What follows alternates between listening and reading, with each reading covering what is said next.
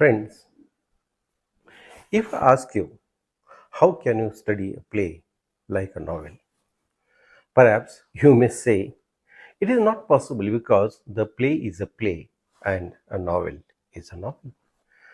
Both these genres are different, so they are to be studied separately. Their study modes are different, their ways of expression are different. Let me tell you that novel is basically written to read, while the play is crafted for performance.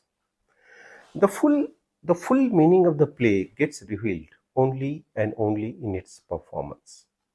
The stagecraft, the setting, the music, the movements, the composition, and the actors all add to the meanings of the lines written by the playwright. The play gives its effect in totality. But friends, reading of a play like a novel is quite possible. Simple it is. Study the characters in a play and you will study the play like a novel. By now, you must have got some andaz. Some andaz, I mean, you must have thought about what are we going to talk about. Yes, friends, your andaz is right. Today we are going to talk about the characterization in the play Hamlet. Earlier episode, that is in episode number 2, you have come to know the story of Hamlet. I have narrated you the story of Hamlet rather in detail. But nevertheless, one line story is like that. Hamlet's father comes as a ghost and assigns a kind of a moral duty on his son Hamlet that he should kill his uncle Claudius and take his revenge. This is a basic thread of the story of Hamlet. But when this story gets unfolded, there comes number of characters. These characters move the story forward. So, my dear friends, studying the characters in a play is extremely important. Without wasting time, let us try to understand the characters in the play Hamlet, the Prince of Denmark. The characterization in the play can be divided into three categories, three or we can say four categories. There is no thumb rule as such, but for our convenience, we can do it so. The first category, I would call it as a royal family. We can see in this category of the royal family, there is the ghost of a Hamlet, that is, father, that we can call him as a senior Hamlet. The second character is Claudius, who is now the king of Denmark. The third character is Gertrude, that is a former wife of a senior king Hamlet and now the wife of Claudius. Obviously, she is the queen of Denmark. It means Claudius and Gertrude are the royal couple. You have heard about the power couple in Bollywood or Tollywood or cricket, but there are the royal couple, obviously a power couple also. Well, the last character in the royal family, of course, is Hamlet, the Prince of Denmark. So, four characters form the royal family, that is the ghost, the second is Claudius, third is Gertrude, and the fourth is Hamlet. The second category can be called as the Lord Chamberlain's family. In this category, we have Polonius. He is Lord Chamberlain or the main counselor of the king. And Laertes, he is the son of Polonius. And the third character is Ophelia. She is the daughter of Polonius, sister of Laertes, and beloved of Hamlet. In Lord Chamberlain's family, we have three important characters. One is Polonius, second is Laertes, and the third one is Ophelia. In the third category, that can be called as a friends category. In this category, we have Rosencrantz and Guildenstern. These two guys are the so-called bosom friends of Hamlet, the prince. The character in this category is no doubt the third character, other character in the category is no doubt Horatio. We will talk about him later on. In these three categories, we have 10 characters. They can be called important characters in the play Hamlet. Of course, there are many other characters as well. They have, but they don't have direct bearings on the action of the play. I think there are about there are about 22 characters. You can correct me. Out of which about 9 to 10 characters are important characters. Surprisingly, there are only two women characters. One is Gertrude and the other one is Ophelia. Have you noted that the women characters were played by young boys or men at the time of William Shakespeare? You can understand how the crafting of a play or a structure of a play always had a practical thinking. At this moment, I am tempted to share one important incident which I have read in a book on drama. Once the play Othello was to be played, there were limited resources, only two lights. It was difficult for that director to manage these resources. But the show must go on. He managed with these two lights and had fixed them on the stage while the play was going on. One of the lights on the stage went off. It left the character of Iago in total darkness.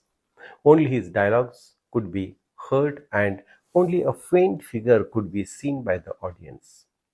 While Othello was in full light, at the crucial moment, nobody could do anything. The show must go on. But something strange happened when the play was over. Some critics came to the director and started praising him like anything. The director got confused. He always was worried about the lights going off, and he was very upset also.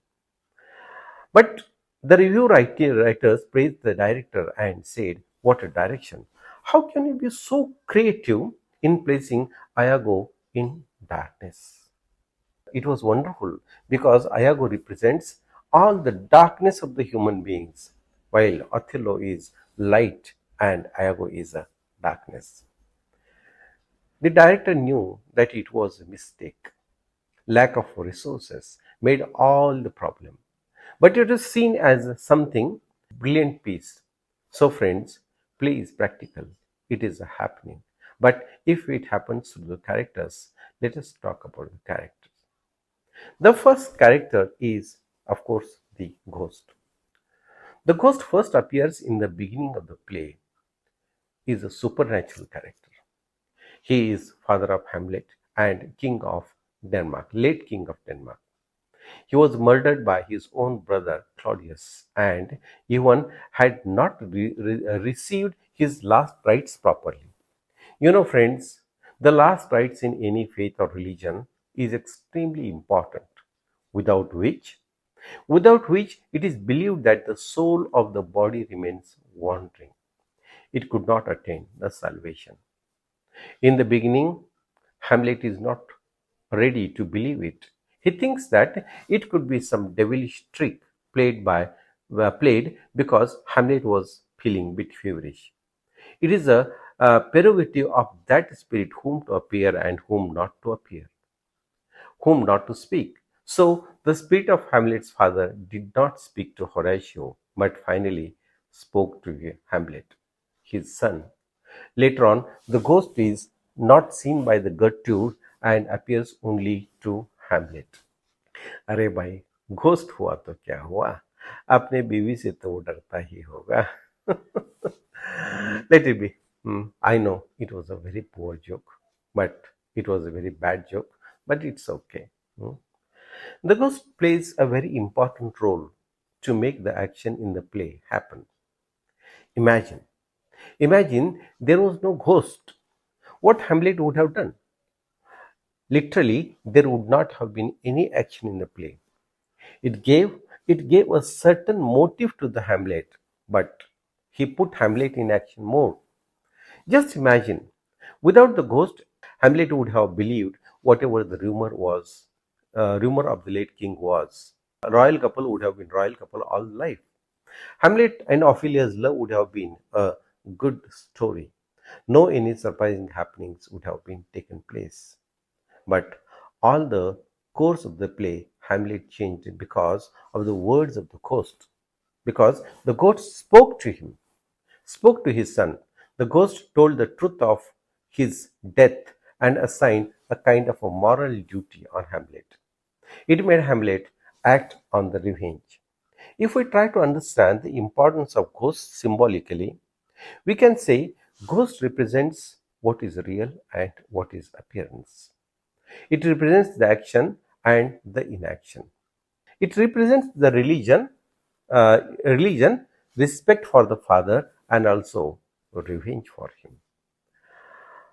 At one point, the ghost says to Hamlet, if the proper revenge is not taken, he may go to purgatory for eternal sufferings. This puts father's importance after life, that is, life after death. How all the deeds have to be complete before one's death. Otherwise, there is always a fear of what we call as a aptrutatma, a dissatisfied soul.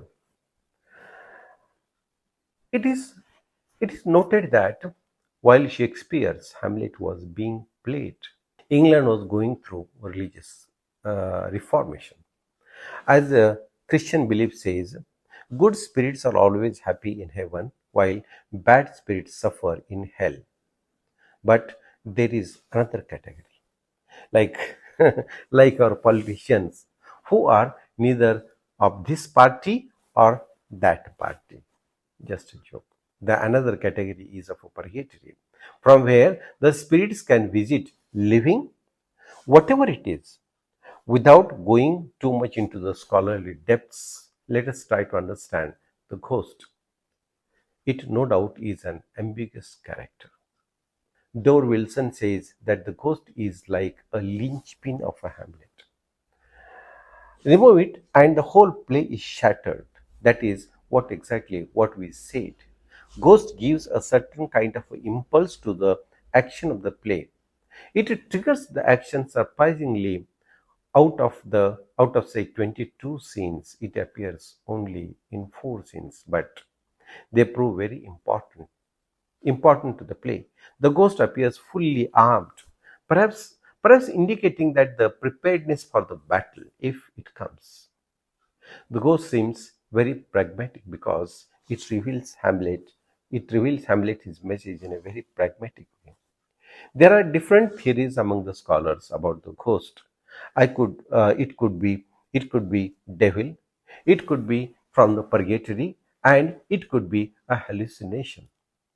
But it gives a kind of a task. I'm using your word.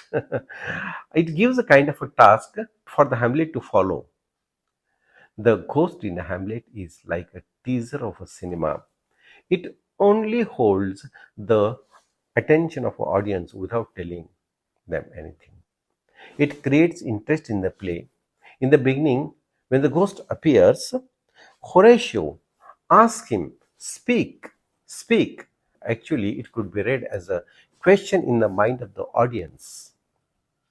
Endless discussion could be made on the very ghost in Hamlet, but to put it a brief, the ghost sets the action, adds to the tense situation of Hamlet, and it ignites the conflict. All that happens in the play is because of the ghost. It is a driving force in the play. When Hamlet was not ready to kill Claudius, the ghost reminds him of his duty. Though the ghost appears only 4 times in a play, in Act 1, Scene 1, 4, and 5. Act 3, Scene 4. In this appearance, the ghost creates such a impact in the play. The ghost just speaks about 90 lines and yet creates such a powerful impact in the play. It is difficult to imagine the play without the presence of ghost. Perhaps silence of the ghost is more powerful than the words. Let us now talk about the second character, that is Claudius. To put it simple, Claudius is an antagonist or a villain in the play. Though he is a king of Denmark, at the present moment he is morally a weak character because he has done some serious kind of moral wrongs. He has killed his own brother, Senior Hamlet, and married his wife, Gertrude. He just values material things like power and the kingship. He is a cunning person and a so-called administrator. His administration is based on the moral corruption. He is the uncle of a Prince Hamlet, and after his marriage to Hamlet's mother, he becomes his stepfather. He is no way a good king because he tries to even kill his own stepson Hamlet several times but could not attain his goal. It is because it is because of his hunger for the power and hunger for the power. Many people, almost 9 people, die. He arranges a duel between Laertes and Hamlet and poisons their blades, their swords. After knowing that Hamlet is very angry, he arranges a conflict and he arranges a fight between them. He has played such a foul game earlier as well. While he killed his own brother, the crafty ways he has adopted gain the power and later on, to retain that power, make him a villainous character. As a king, he is a bad example. When compared to his dead brother, he falls short as a king. He has made it Denmark a weak country, which at the time of a senior Hamlet was a strong one. All his energies are lost in keeping murder of his brother a kind of a secret. Have you ever noticed that nobody in the play calls by his name? Sometimes his soliloquies are excellent than Hamlet himself, but they do not hold any foothold because they are based on the wrongdoings. Despite his meticulous planning, Hamlet manages to know the truth or in the play within the play. Claudius has another plan to get rid of Hamlet. In that plan too, the king Claudius faints and finally dies at the hands of Hamlet. Hamlet makes him drink the poisonous drink forcibly that causes his death. In many film adaptations on Hamlet, this character has been played by many great actors, be it Edward von Winterstein in a German silent film, in Laurence Olivier's film adaptation of Hamlet, be it the character. In many adaptations, this character has fascinated many great actors. In Indian context, it is the film adaptation of Hamlet, Haidar by Vishal Bharadwaj. Claudius has been played by K. Menon. There is no surprise, friends, to know that Hamlet perhaps is the most analyzed play of William Shakespeare. It has been analyzed on its textual and performative merits. Hamlet calls Claudius merely as a bloody body villain. He is a king of he is the king of a unwedded garden of Denmark. Hamlet throughout the play hates him because Hamlet sees Claudius only with the reference to his mother. If we put it aside, Hamlet's perspective, we may find some good character in Claudius as well. His love for Gertrude, his wife, puts him away from any decisive action. He asks Polonius to put Hamlet under observation. Despite all this, Hamlet to him is like an ulcer, needs to be removed. Though to him his personal priority, Claudius can be seen in a good light as well. Let me tell you that any play or any character of William Shakespeare has penned can undergo critical analysis for the centuries together. No critical justice can be done to those characters. There are there are the two ways of looking at these plays. Merely for the sake of examination, and the other way is to have the interest in the human nature. I would prefer I would prefer to take interest in the characters as a human nature. Exam exam तो होती ही रहती है जी. You you want to look in Shakespeare? आप भी मेरी तरह से अगर सोचेंगे तो अच्छा रहेगा। बाकी how are you all? Hope सब चंगा होगा। डू स्टडी एंड पढ़ाई करते रहना। Next character, next time, I mean next part. Love you all and take care. And हाँ, सब्सक्राइब करो और करने को बोलो। देखते तो होगे ही। अरे कमेंट भी करो।